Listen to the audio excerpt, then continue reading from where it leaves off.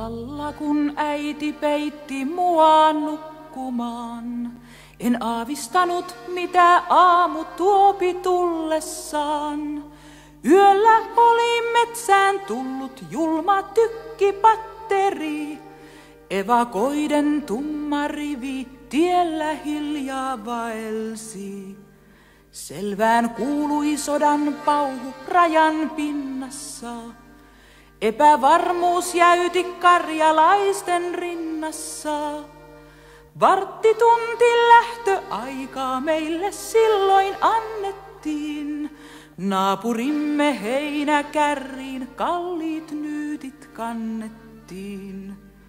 Häipyi rakkaat mannut sekä kotikujan pää, sinne kattoin päälle oma taivas länttiää.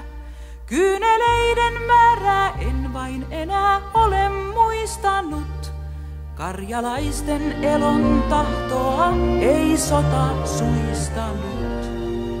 Meitä vastaan marssi nuoret Suomen soturit, heitä johti lapsen kasvoiset nuo vänrikit. Moni kulki silloin elämässään viime hetkensä, päätä kohden vakana kuin aavistaisi hetkensä.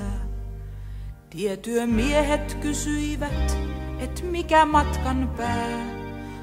Kuha päästään perille, se silloin selviää.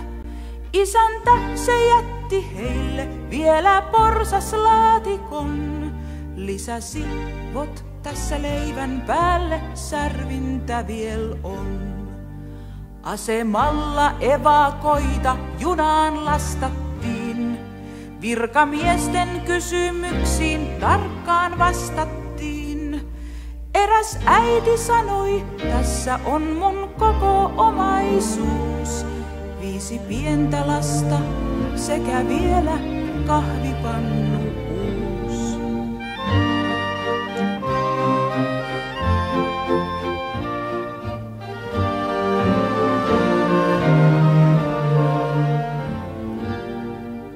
Aamuyöllä pieni veli syntyi junassa.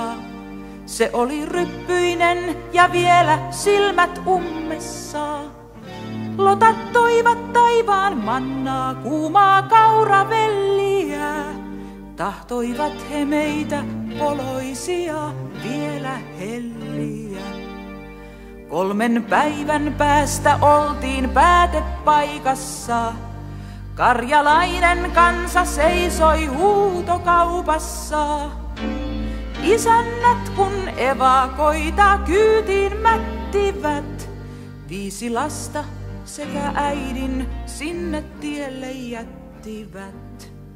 Mekin mentiin siitä kunnan taloon asumaan, vuoden päästä päästiin omaan mökkiin muuttamaan. Kirje tuli isältä, mä pääsen pian siviiliin. Tulikin ja kirkon viereen sankarhautaan siunattiin. Omaa peltotilkkuaan kun äiti äesti, niin uuden elon alkamista kiurut säesti.